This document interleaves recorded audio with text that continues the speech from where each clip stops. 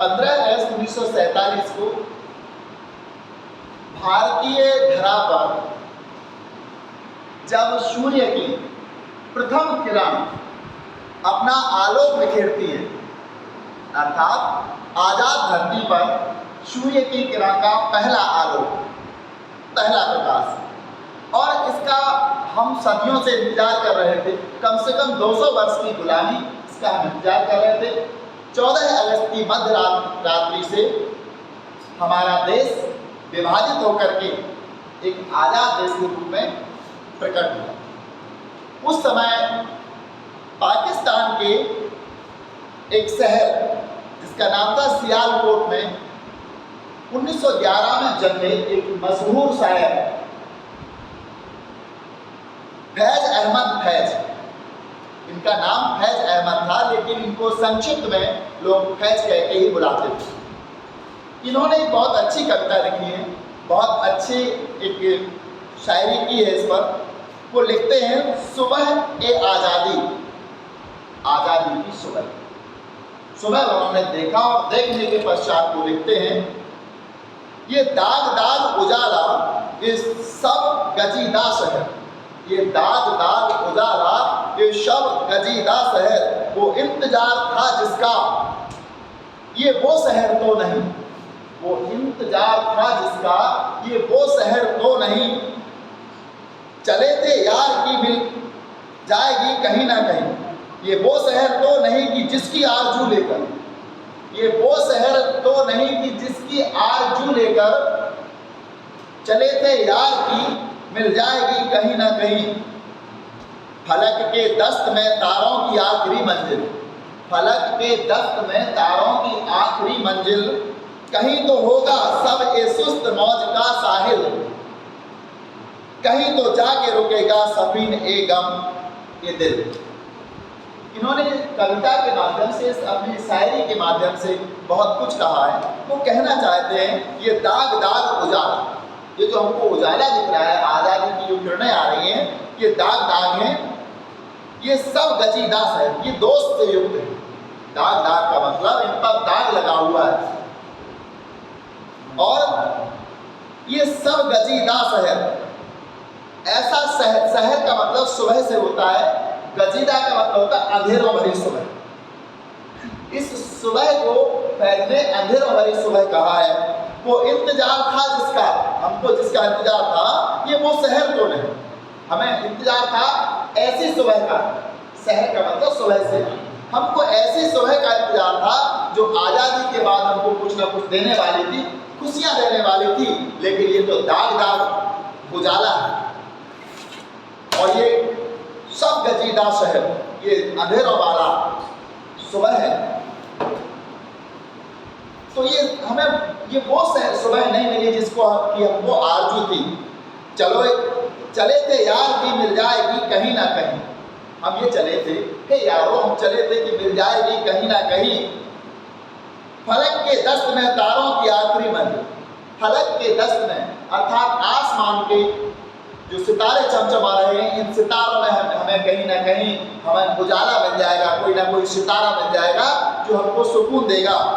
कहीं तो होगा सब एक सुस्त मौज का साहिल, हमें कहीं ना कहीं, साहिल लहरों को कहते हैं, कहीं ऐसी मौज आएगी, कोई ऐसी लहर आएगी किनारे पर, साहिल किनारा होता है और मौज लहर होती है, किसी किनारे पर कहीं ना कहीं हमें एक सुकून की मौज मिलेगी, सुकून की लहर मिलेगी। कहीं तो जाके रुकेगा सफीन ए गम ए दिल, ये हमारा जो जलसा निकल रहा है आज़ादी के लिए, ये कहीं ना कहीं जाकर रुकेगा और हमको सुकून देगा। यहाँ पर सुबह ए आज़ादी फैज अहमद फैज ने लिखी है, और ये पाकिस्तान में जन्मे थे, यानी कि जन्म तो भारत में हुआ था, बाद में इनका जो शहर था वो सियालकोट पाकिस्तान में चला गया था विभाजन के बाद, और ये वामपंथी होने के कारण पाकिस्तान से इनका टकराव होता रहा और बहुत समय इनको जेल में काटना पड़ा। आगे एक और हम कविता बताएंगे आपको, अमृता प्रीतम। इनका जन्म सन 1919 में पंजाब में हुआ था, और पंजाबी भाषा की प्रमुख कवित्री और कथाकार थी। साहित्यिक उपलब्धियों कवियों के लिए साहित्य अकादमी, पद्मश्री और ज्ञानपीठ पुरस्कार से सम्मानित किया गया था इनको भारत सरकार द्वारा। साथ ही साथ विभाजन के बाद दिल्ली में निवास, जैसे भारत का विभाजन हुआ दिल्ली में इनका निवास हो गया था और जीवन के अंतिम समय तक पंजाबी की साहित्यिक पत्रिका नागमणि का संपादन भी इन्होंने किया था। का नाम एक बार हम फिर से स्मरण करा दें, अमृता प्रीतम।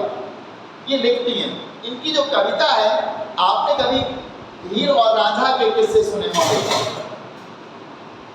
हमें लग रहा है आप गर्दन तो हिला रहे हो लेकिन सुना नहीं होगा, केवल हीर और रांझे तक सुना होगा, ये पता नहीं होगा। ये दोनों प्रेमी थे, एक दूसरे से बेहद प्रेम करते।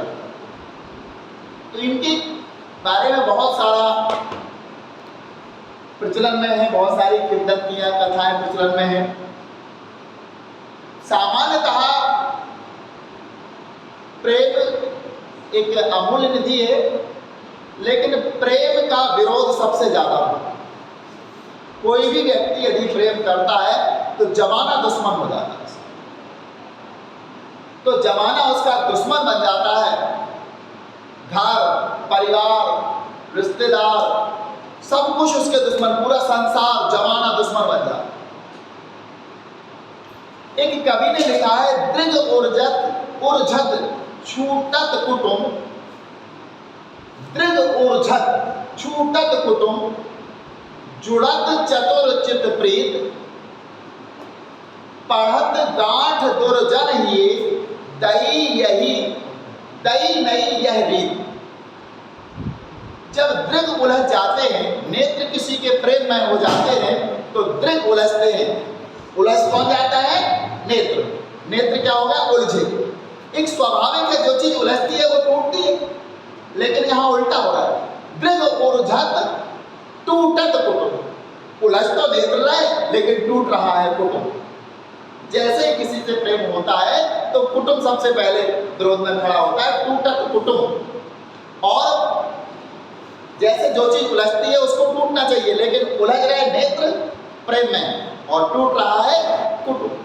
दृग उर्झत टूटत कुटुंब, जुड़त चतुर चित प्रीत।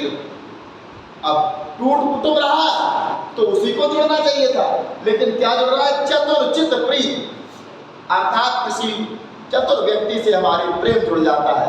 और पड़त गांठ, अब मान लो कि उलझे नेत्र, टूटा कुटुंब, कितना गलत हो रहा है। उलझ नेत्र है तो उलझ नेत्रों को ही टूटना चाहिए था, लेकिन टूटा कुटुंब। अब कुटुंब टूटा तो जुड़ना भी कुटुंब चाहिए था, लेकिन जुड़ रही किसी और से प्रीत। अब चलो ठीक है, वो जुड़ गई, किसी चीज के जुड़ने के बाद उसमें गठान बन जाती है, तो गांठ कहां पड़ रही? पड़त गांठ दुर्जन ये, दई नई यह रीत। और दुर्जन जो होते हैं, जो प्रेम का विरोध करते हैं, उन्हें कहा जाता है कि दुष्ट हैं, वो दुर्जन हैं। उनके हृदय में क्या गांठ पड़ जाती है। और सबसे बड़े दुश्मन तो फिर माता पिता ही होंगे, सबसे पहले वही विरोध करेंगे, तो उनको दुष्ट की संज्ञा दी जा रही है यहाँ पर। तो यहाँ पर हम हीर रांझा की बात कर रहे थे। अमृता प्रीतम ने जो लिखा है, तो हीर और रांझा दोनों प्रेम करते थे और इनके परिवार वाले, समाज के लोग नहीं चाहते थे कि ये प्रेम करें, दूसरी जाति से रहे होंगे, जो भी इनका रहा। इससे इनकी जो प्रेम की कहानी है, पंजाब में थे ये लोग, तो उस कहानी को इन्होंने मर के भी पूरा किया, इन्होंने अपने प्राण त्याग दिए थे। लेकिन इसका मतलब ये नहीं है कि हीर रांझा ने त्याग दिए तो सब लोग त्याग लें, ऐसा नहीं। हीर और रांझा का वास्तविक प्रेम था। आजकल का जो प्रेम होता है, एक बार धमका दो, प्रेम का पता नहीं चलता कहां हो जाए। नहीं, किसी ने झूठ बोल दिया, हमने कुछ नहीं किया। आज का प्रेम ऐसा होता है। और हीर रांझा कहता था, हमें सूली पर चढ़ा दो, हमारा गला काट दो, मैं तो प्रेम हीर से ही करता। हीर कहती थी, मैं तो रांझे से करती हूँ प्रेम, मुझे कुछ भी करो। एक वो प्रेम। और आजकल का प्रेम वर्दी वाला अगर आ जाए डंडा लेकर के, तो प्रेम का पता ही चलेगा था या नहीं था। कई बार आपने ऐसी सुनी होगी कहानी, जब ऐसी बात आती है, उसका पटाक्षेप होता है, तो प्रेमिका कह देती है, नहीं मैं कुछ नहीं कर रही थी, यही मुझे परेशान, जेल चला जाता है बेचारा। और अगर प्रेमिका मजबूत है तो लड़का कह देता है नहीं नहीं ये मैना ऐसा नहीं। तो ये दोनों बातें हैं, ये सच्चा प्रेम नहीं था, वो हीर और रांझा का प्रेम था। उस प्रेम की बात करते हैं। पंजाब जो क्षेत्र है, पंजाब में प्रेम की कहानियां, हीर रांझा की कहानियां गली गली में गूंजती थी। तो यहाँ पर वारिस शाह हीर रांझा की दास्तां लिखने वाले एक पंजाब के कवि थे। वारिस शाह हीर रांझा की दास्तां लिखने वाले पंजाब के कवि थे। आज अमृता प्रीतम लिखती है वारिस शाह के लिए, क्या कहती हैं? आज वारिस शाह से कहती है अपनी कब्र से मैं से बोलो, आज वारिस शाह से कहती है अपनी कब्र में से बोलो, और इश्क की किताब का कोई नया वर्ग खोलो। अमृता प्रीतम कहती हैं वारिस शाह से, वारिस शाह का इंतकाल हो चुका है, मर चुके हैं वारिस शाह। उन्होंने जो हीर रांझा पर कविता लिखी थी, तो कहती है आज वारिस शाह से कहती है अपनी कब्र में से बोलो, अर्थात तुम दफन हो वहां से ही बोल दो, क्या बोलो, और इश्क की किताब का कोई नया वर्ग खोलो। प्रेम की जो किताब है उसका कोई नया अध्याय खोल दो, कोई नया पेज खोल दो। पंजाब की एक बेटी रोई थी, कब? जब हीर और रांझा का प्रेम होता है, तो हीर पंजाब की बेटी थी, वो रोई थी, तो वारिस ने कविता लिखी। पंजाब की एक बेटी रोई थी, तूने उसकी लंबी दास्तान लिखी। जब पंजाब की एक बेटी रोई तो तूने उसकी लंबी दास्तान लिख दी, हीर और रांझा की कहानी लिखी। किससे कहा जा रहा है? वारिस शाह से। आज लाखों बेटियां रो रही हैं वारिस शाह तुमसे कह रहे हैं। आज जब भारत का विभाजन हो गया है, लाखों बेटियां पंजाब की रो रही हैं, बेघर हो रही हैं। जब एक बेटी रोई थी तो तुमने इतना बड़ा एक पुस्तक लिख दी, कहानी लिख दी थी हीर और रांझा की। आज तो पंजाब की लाखों बेटियां रो रही हैं, वारिस शाह तुमसे कह रही हैं। ये दर्दमंदों के दोस्त पंजाब की हालत देखो। हे वारिस शाह, तुम तो दर्दमंद के दोस्त थे, दर्द था हीर के अंदर और तुमने उसकी दास्तान लिख दी। आज तो लाखों बेटियां रो रही हैं, तो तुमको क्या करना है? आज उनको दर्द को देखो। ये दर्दमंदों के दोस्त पंजाब की हालत देखो, चौपाल लाशों से अटा पड़ा है, चनाब लहू से भर गया। चौपाल, जहाँ लोग इकट्ठे हो जाते उस जगह को चौपाल कहते हैं। तो चौपाल लाशों से अटा है, वहाँ चौपालों पर लाशें पड़ी हैं, और चनाब लहू से भर गया है। चनाब जानते हो? पंजाब की एक नदी का नाम है, दरिया है, वहाँ नदी है जिसको चिनाव कहने लगे हैं। वो चनाब नदी जो थी वो किससे? लाल रंग से फिर खून से भर गई थी। चनाब लहू से भर गया है, किसी ने पांचों दरियाओं में जहर मिला दिया। पंजाब में जो 5 नदियां बहती है, जिस कारण उसका नाम पंजाब पड़ा है, सतलुज है, रावी है, चिनाव है, ब्यास है और घग्गर। ये 5 नदियां वहां बहती हैं। इन 5 नदियों के कारण उसका नाम क्या पड़ेगा? पंजाब। तो वो कहते हैं पांचों दरियाओं में किसी ने जहर मिला दिया है और यही पानी धरती को सींचने लगा है। वो जहर का पानी जब धरती को सींच रहा है, तो पंजाब के लोग, पूर्वी पंजाब और पश्चिमी पंजाब यानी कि विभाजित हुआ पाकिस्तान, पूर्वी पंजाब जो आज हमारे देश में सम्मिलित है। तो इन दोनों यानी पंजाब की 5 दरियाओं में किसी ने जहर घोल दिया है और उसी से यहाँ की धरती को सींचा जा रहा है। तो लोगों के मन में भी जहर भर गया है और एक दूसरे के खून के प्यासे हो गए। इस जरखेज धरती से जहर फूट निकला है, देखो सुखी कहाँ तक आ पहुंची और कहर कहाँ तक आ पहुंचा। देखो इसकी सुर्खी कहाँ तक आ पहुंची, अर्थात लोगों के खून से लाल ये पंजाब की 5 दरिया हो गए हैं, या चिनाब नदी में खून बह रहा है। तो देखो इसकी सुर्खी कहाँ तक पहुंच गई, इसकी लालिमा कहाँ तक पहुंच गई है और कहर कहाँ तक आ पहुंचा। फिर जहरीली हवा बन जंगलों में चलने लगी, उसने हर बांस की बांसुरी जैसे एक नाग बना दी।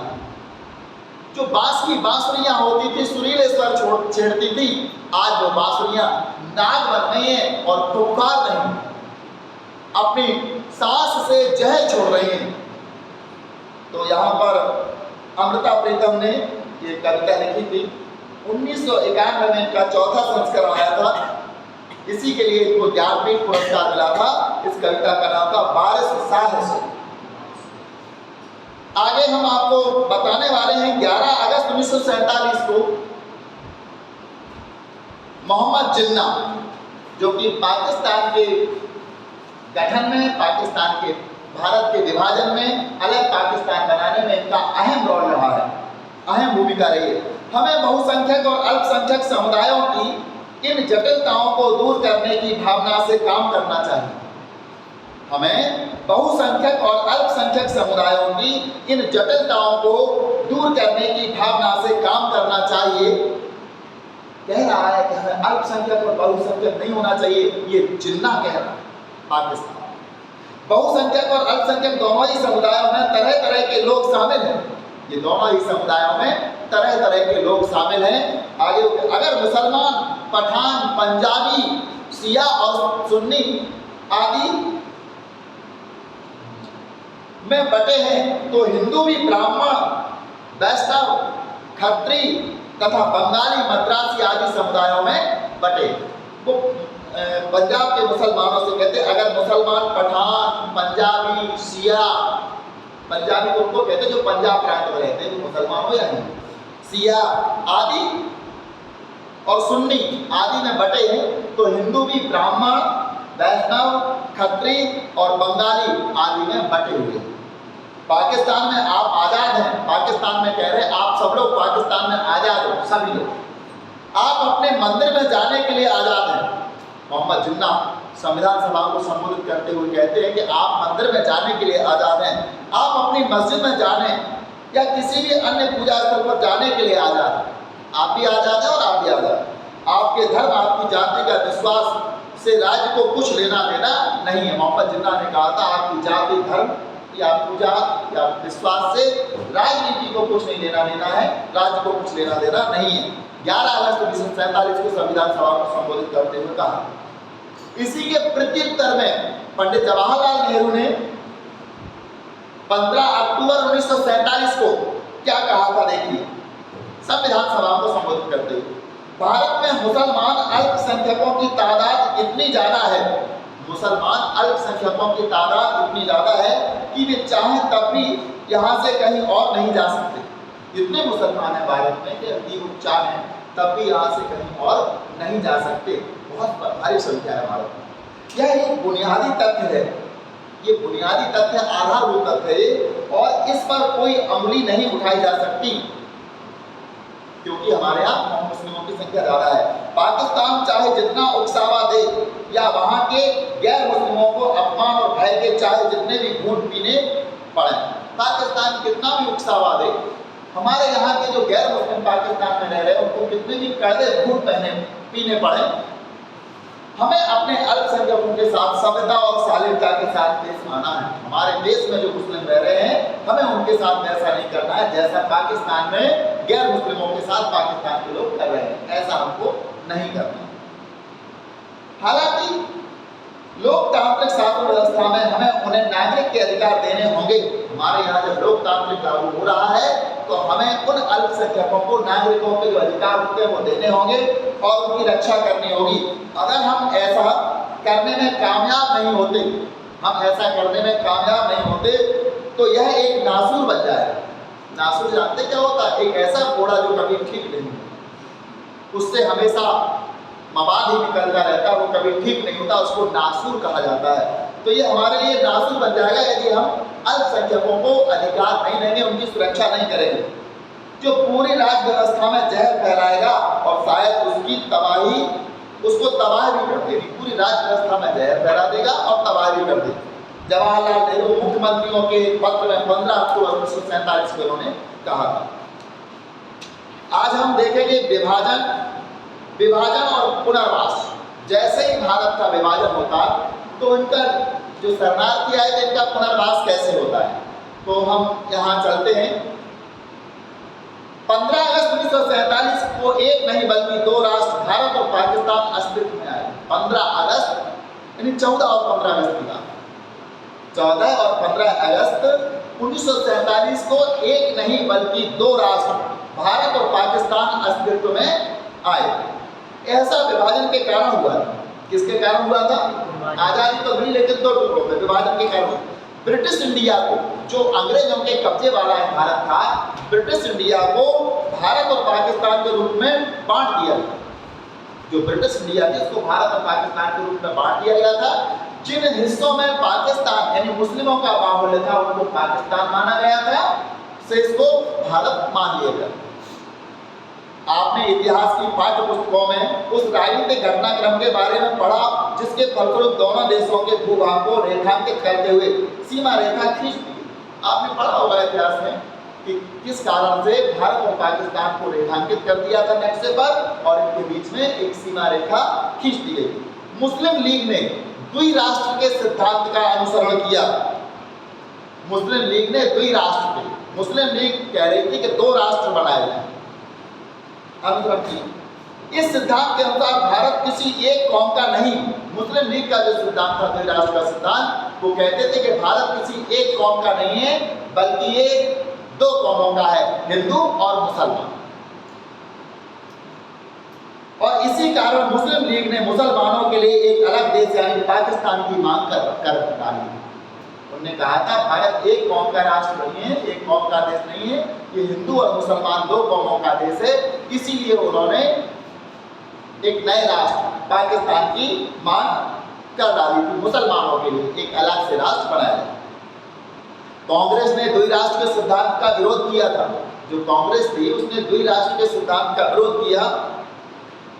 बहरहाल सन 1940 इस विरोध का कोई खास असर नहीं हुआ।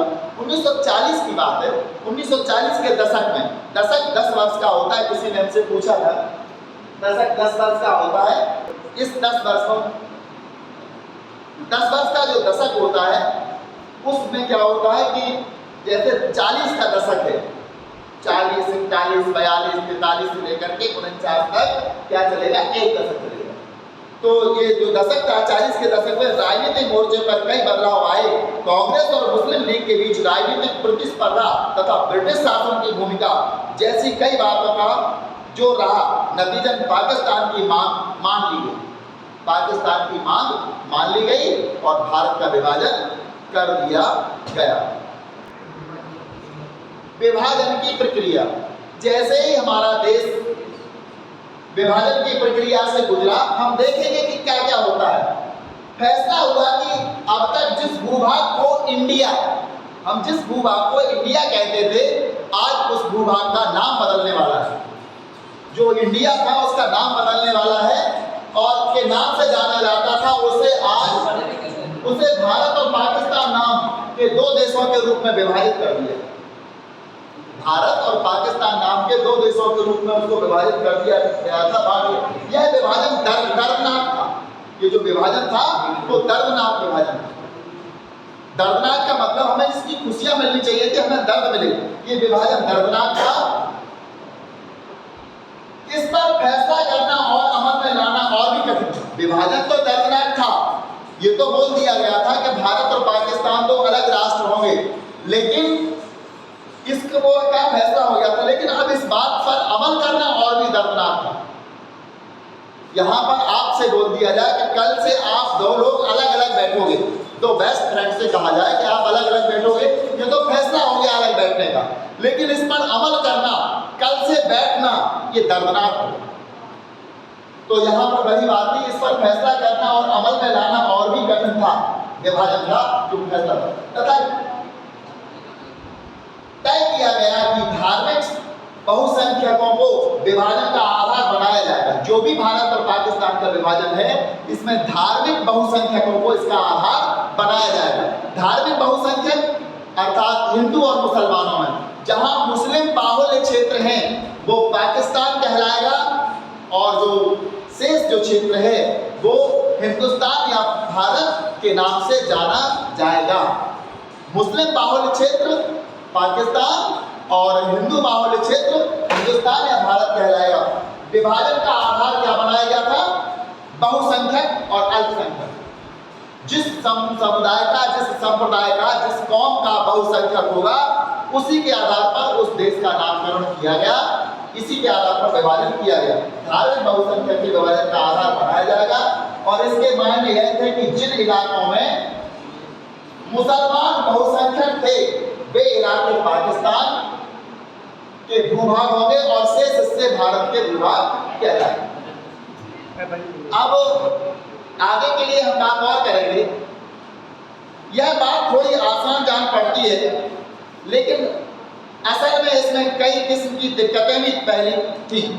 पहली बात तो यह है कि ब्रिटिश इंडिया में कोई एक भी इलाका ऐसा नहीं था जहां मुसलमान बहुसंख्यक। जो ब्रिटिश भारत था, ब्रिटिश भारत में कोई भी ऐसा इलाका नहीं था जहां मुसलमान बहुसंख्यक हों। ये बहुत बड़ी बात हो गई। आजादी का या विभाजन का आधार तो बना लिया गया था। विभाजन का आधार क्या बनाया गया था? विभाजन का आधार बहुसंख्यक को बनाया गया। जहां जिनका बाहुल्य मुस्लिम बहुसंख्यक इलाके को पाकिस्तान से इसको भारत बनाया जाएगा, ऐसा कहा था। ये इसका आधार था। लेकिन ये बहुत कठिन बात है। ब्रिटिश भारत का एक भी ऐसा इलाका नहीं था जहां मुस्लिम बाहुल्य हो। एक भी इलाका अगर ऐसा होता तो पाकिस्तान से शरणार्थी भारत नहीं आते, क्योंकि वो मुस्लिम बाहुल्य इलाका होता और वहां से यहाँ किसी को आने की जरूरत थी ही नहीं, ना कोई दंगा पड़ता। लेकिन भारत में ऐसा एक भी स्थान नहीं था ब्रिटिश भारत का कि जहां एक भी ऐसा इलाका नहीं था कि जहां मुस्लिम बाहुल्य हो। ऐसे दो इलाके थे जहां मुसलमानों की आबादी ज्यादा। केवल दो इलाके मिले ब्रिटिश इंडिया में जहां मुसलमानों की आबादी ज्यादा थी। एक इलाका पश्चिम में था तो दूसरा इलाका पूरब में। एक इलाका पश्चिम में था, दूसरा इलाका पूरब में, जहां मुसलमानों की आबादी अधिक थी। बहुसंख्यक नहीं कह सकते हैं, आबादी अधिक थी लोगों।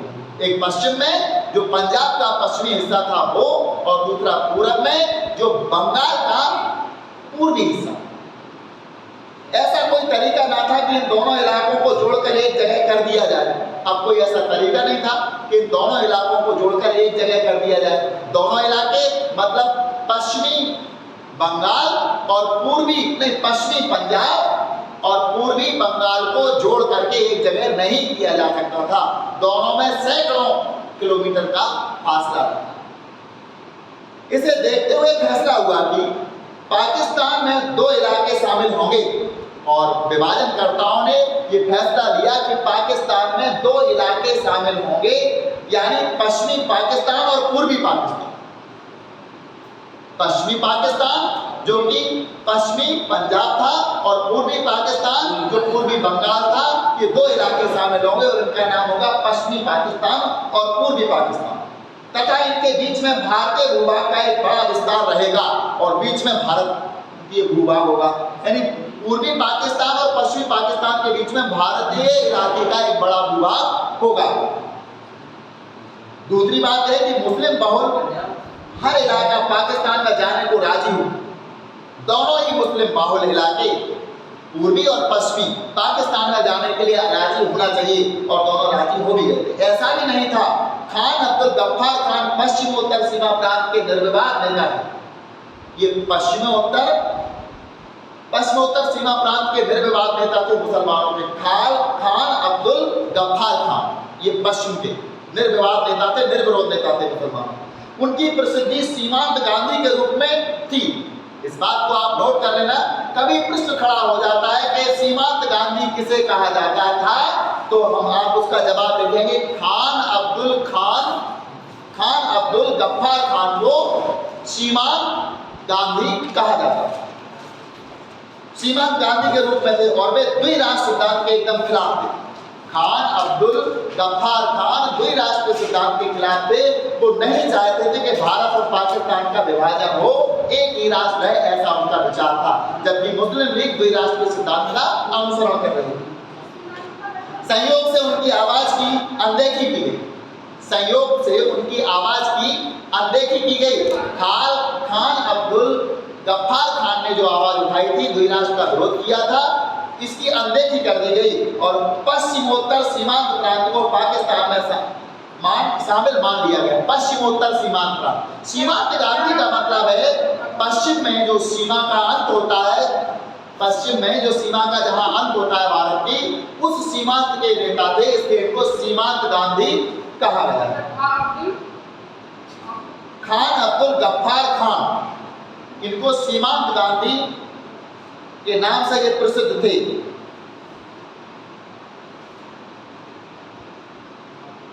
इसके बाद तीसरी समस्या आ जाती है, ये और विकट थी तीसरी समस्या। तीसरी समस्या क्या थी? ब्रिटिश इंडिया के मुस्लिम बहुल प्रांत पंजाब और बंगाल में अनेक हिस्से बहुसंख्यक गैर मुस्लिम आबादी वाले थे। पंजाब में और बंगाल में बहुत से ऐसे हिस्से थे जो गैर मुस्लिम बहुल आबादी भी थी।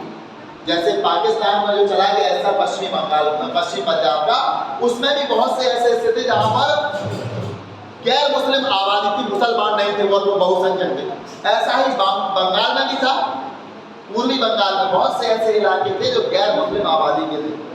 ऐसे में फैसला हुआ कि इन दोनों प्रांतों में भी बंटवारा धार्मिक बहुसंख्यकों के आधार पर होगा। अब पंजाब और बंगाल का बंटवारा पहले हुआ पाकिस्तान के बंटवारे से पहले। तो पाकिस्तान के विभाजन से पहले दोनों प्रांतों का विभाजन सुनिश्चित हो गया।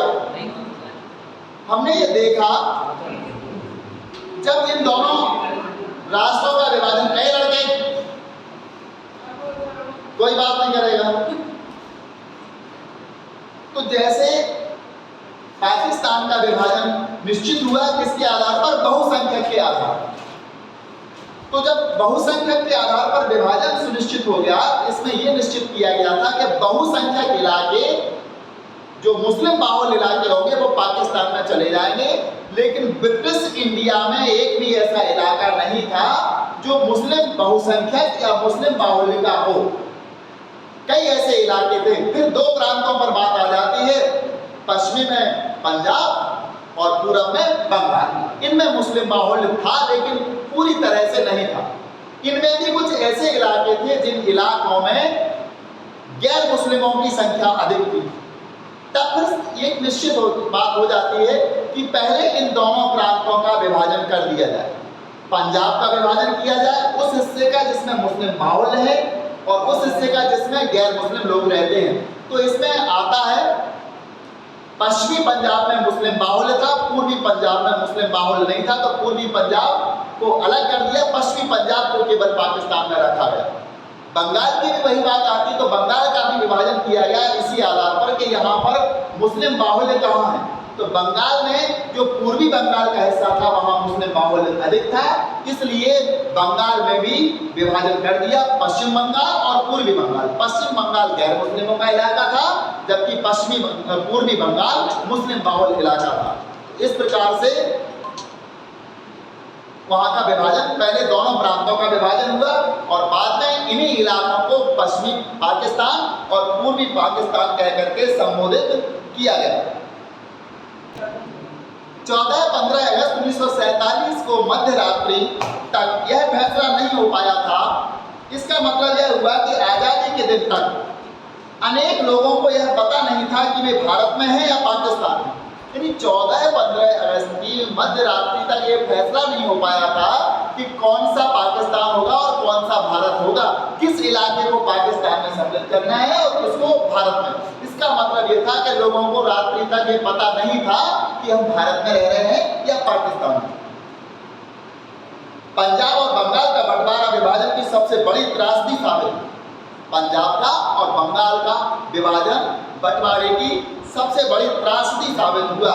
इसी समस्या से जुड़ी हुई चौथी और विभाजन की सबसे अबूझ कठिनाई अल्पसंख्यकों की सबसे बड़ी कठिनाई थी, सबसे बड़ी चुनौती थी अल्पसंख्यकों की।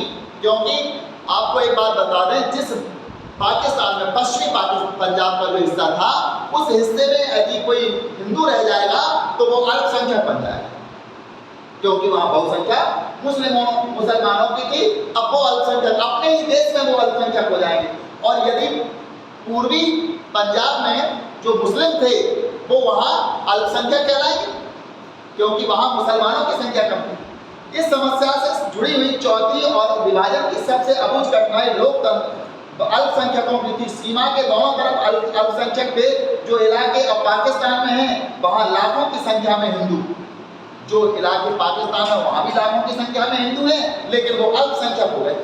जैसे ही आदेश जारी हुआ वो क्या कहलाने लगे? अल्पसंख्यक और विदेशी, ये कहलाने लगे। और सिख आबादी थी। ठीक इसी तरह पंजाब और बंगाल के भारतीय भूभाग में भी, पंजाब के और बंगाल के भारतीय भूभाग में भी लाखों की संख्या में मुस्लिम आबादी थी। दिल्ली और इसके आसपास के इलाकों में भी मुसलमानों की एक बड़ी आबादी थी। दिल्ली और आसपास के इलाकों में मुसलमानों की बड़ी आबादी थी, लेकिन ये भारत में अल्पसंख्यक कहलाएंगे। ये सब लोग एक तरह से सांसद में थे। इन लोगों ने पाया कि हम तो अपने ही घर में विदेशी बन गए। जिस जमीन पर वे और उनके पुरखे सदियों से आबाद रहे, उसी जमीन पर वे विदेशी बन गए। जिस जमीन पर उनके पूर्वज पुरखे उनके और वो आबाद रहे, जिस जमीन को सींचा, जोता, समतल बनाया, उपजाऊ बनाया, आज उसी जमीन पर वो उनसे छीनी गई, अल्पसंख्यक बन गए। ऐसे ही यह बात साफ हुई कि देश का बंटवारा होने वाला है, वैसे ही दोनों तरफ के अल्पसंख्यकों पर हमले होने लगे। जैसे ये पता चला कि देश का कौन सा हिस्सा पाकिस्तान में जा रहा है, कौन सा हिस्सा भारत में, तो अल्पसंख्यकों पर हमले होने लगे। पाकिस्तान में अल्पसंख्यक हिंदू कहलाएंगे और भारत में अल्पसंख्यक मुस्लिम कहलाएंगे, और इन दोनों अल्पसंख्यकों पर हमले होने लगे। कोई भी इस बात का अनुमान नहीं लगा सका था कि यह समस्या विकट रूप धारण करने जा रही है। इस कठिनाई से उबरने के लिए किसी के पास कोई योजना भी नहीं। इस कठिनाई से उभरने के लिए किसी के पास कोई योजना नहीं थी। जैसे ही देश का विभाजन हुआ, दोनों देशों में जो अल्पसंख्यक बन गए थे, उन पर हमले होने लगे, और इसी प्रकार का उनके सामने किसी के पास इस समस्या का कोई हल नहीं था, ना कोई योजना थी। शुरू में लोग बंगाल और नेता यही मानकर चल रहे थे। शुरू में लोग और नेता यही मानकर चल रहे थे कि हिंसा की घटनाएं अस्थायी हैं और जल्द ही शांत हो जाएंगी। छोटी-छोटी हिंसाएं हैं और ये जल्दी शांत हो जाएंगी, इनको काबू में कर लिया जाएगा। लेकिन बड़ी जल्दी हिंसा नियंत्रण से बाहर हो गई, बहुत शीघ्र हिंसा नियंत्रण से बाहर हो गई। सरकार का उस पर कोई नियंत्रण नहीं रहा, ना पाकिस्तान की सरकार का, ना ही भारत सरकार। दोनों तरफ से अल्पसंख्यकों के पास एकमात्र रास्ता यही बचा था कि वे अपने अपने घरों को छोड़ दें। अल्पसंख्यकों के पास केवल एक ही रास्ता था कि वो अपने अपने घरों को छोड़ दें और बहुसंख्यक इलाके में चले जाएं। कई बार उन्हें ऐसा चंद घंटों की मोहलत के भीतर करना पड़ा।